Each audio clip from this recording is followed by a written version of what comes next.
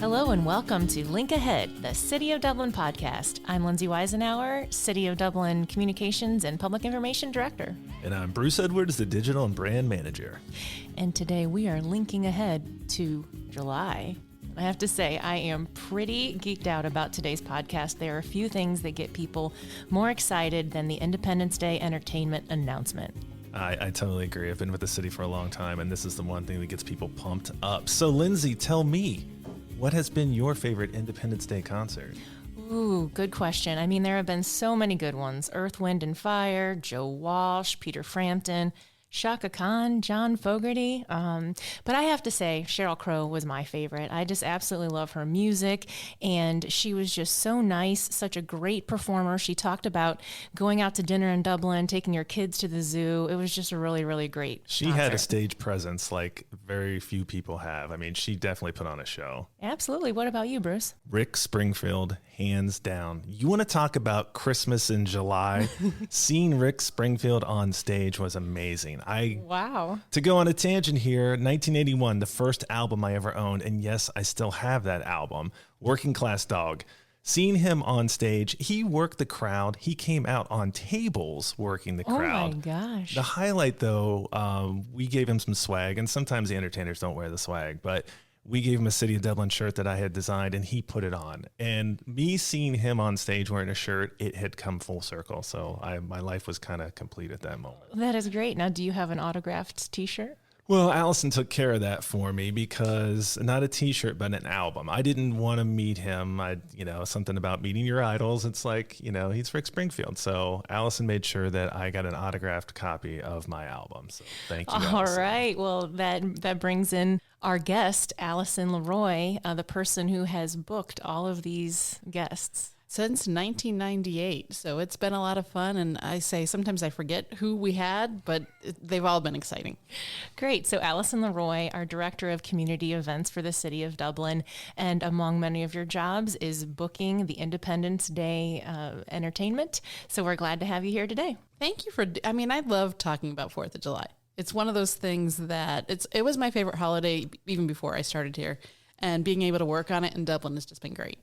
Great. Well, thanks for being here. Yeah, and you've done an awesome job with this over the years. So we do this rapid fire segment. We usually save it for the end, but we thought we would pepper you with questions early on. Oh, going right to rapid fire right off to the rapid top. fire. All right. We love this. Are you ready, Allison? I think so. Okay. Your favorite Independence Day artist or band of all time? Okay, this is going to have to come with a story. I can't rapid fire this. Sorry. All right. So ever since I was about 8 years old, my favorite song was Life's Been Good by Joe Walsh. Oh. So when Joe Walsh came along, I just waiting. I was going to stand backstage and just totally enjoy every second of it. Well, unfortunately, that night there was a huge storm coming in. So I got pulled in and had to hang out with the police and the meteorologist and figure out what was going on. Good thing is, storm didn't show up until basically people were walking to their car. But as I was walking out of the building after talking about this, I hear the last 3 notes of Life's Been Good. So, yeah, that would have been my favorite, but unfortunately, I didn't get the full experience. Wow. No, the weather never cooperates. No. All right. Well, who put on the best live show? I think Earth, Wind and Fire. That was a good one. Yeah, all the instruments and all the sound that was coming off that stage was the costumes. All right. I mean, crazy. Back to rapid fire. Who surprised you the most? Huey Lewis. He was awesome. Was I tell us more? No, is this rapid fire or not? I mean, I just, it's funny because you had just this whole idea of, one Huey Lewis song after the 80s and just one after another. And you kind of forgot about him until he got up there and started singing. And you're like, I love that song. Oh, I love that song. It's just somebody you don't always think about, but was awesome. All right. What's the one band or act you want to book before the end of your career? All right. Well, so this one obviously is kind of pie in the sky, but since I do Irish Festival as well, I have to say U2, but come gosh. on. Wow. Hey, dream big, dream big. Yeah, you got to have visions and goals, right? Weirdest request from a performer? So I'm remembering one time, and I never figured out why, although somebody will probably write in after and tell me why. But we had one artist who refused to drink his tea with water that had been microwaved. So I don't. I mean, we're in the school. We can't find anything, and so I will admit that we actually told this artist we went someplace and microwaved it out where he didn't see it and brought it back. And so I don't know. Maybe I ruined his life or his voice, but I never understood that one. Wow. Well, it's quirky. It's fun. Yeah. Okay, what about the nicest celebrity that you've worked with? Well, Lindsay, I think you hit on one of them. I have two of them. Sheryl Crow she was so great. And I think a lot of it was because she had her kids with her. And we had set her up at the zoo. And her kids were having the best time inside the school. They were playing basketball. So I just think it loosened her up. And she was just really personable and so much fun to work with. But the other one I will have to say is Mary Wilson of the Supremes. She was just one of those totally humble women. And you think like the Supremes. You think about everything that she has done in her life, where she's been, who she's met, all this stuff. She just was so nice, not the diva you would think she would be. She was funny. I just loved working with her.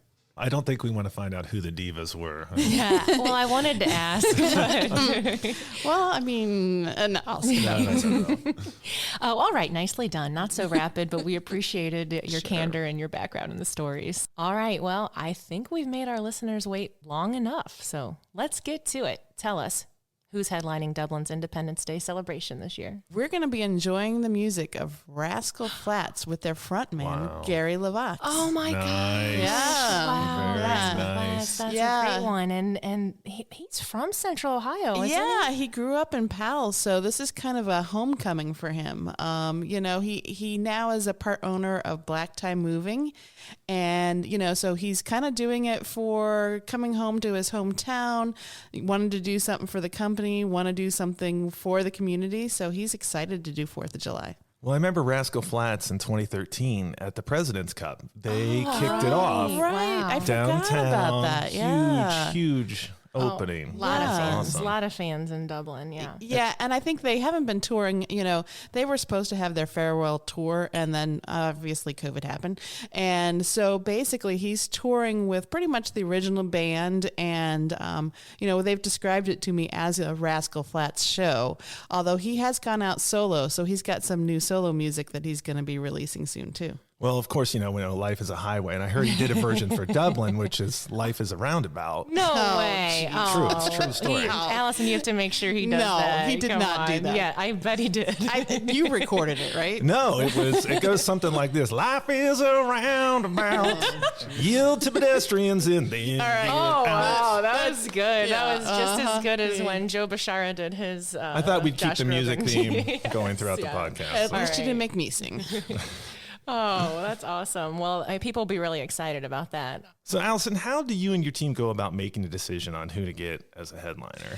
We start looking, we're looking all the time. We have this huge list. People are always saying, hey, did you think of so-and-so? Did you think of this person? I'll be at a party and, everybody will come up with all their ideas that they have to tell me. Some of them make no sense. Some of them, but whatever.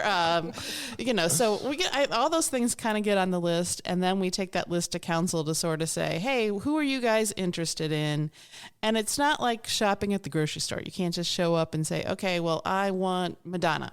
And, whatever. There's no Madonna That would be a shelf. cool store to go I to. can't imagine that. Yeah. So, you kind of have to work and figure out whose schedule works out. Are they touring? Are they not touring? Is their drummer having a baby at that time? All those kind of things that all kind of come into play. So it's always just kind of a little dance. That sounds stressful. Speaking of dance, will there be a section for line dancing? Because this is the first time Wait, you've had do the country. kids line dance anymore? I don't think so. No, no. Yeah, it is kind of our first solid country act. We've had some that maybe have leaned a little bit, but it is definitely our first country act. Yeah, I like that. But they do have some crossover stuff. They would play them on radio stations and Yeah. them. And they have some wide appeal, right? Because I know they did the Cars movie Right. soundtrack. Yeah. And so you've got young people and a good range of people. And who that's like 'em. what we always go for too. We want to have something that it's not just, they were popular in a specific time frame, from 1995 to 1997. They were huge. I don't know. But we want to have somebody who's got some length, has some hits that different people will know. I always say it's really great if they have a Guitar Hero song, because then the kids will know. Right. Yes. Good one. So what else can you share about this year's celebration? So we're really excited that it's going to be back in person at Kaufman High School. It's going to seem like a totally normal event that we've had in the past. And one of the things we are doing is we're moving all of our ticket sales online, which has been huge for us. Oh, that's great. Yeah, we used to have the table sale thing where people would come at 2 a.m. Oh, yeah, it's like Black Friday. Yeah. People are out there camping. and then we would show up at 4 a.m. and I felt bad for the people who were there, But so we're completely getting rid of that. We're doing everything online.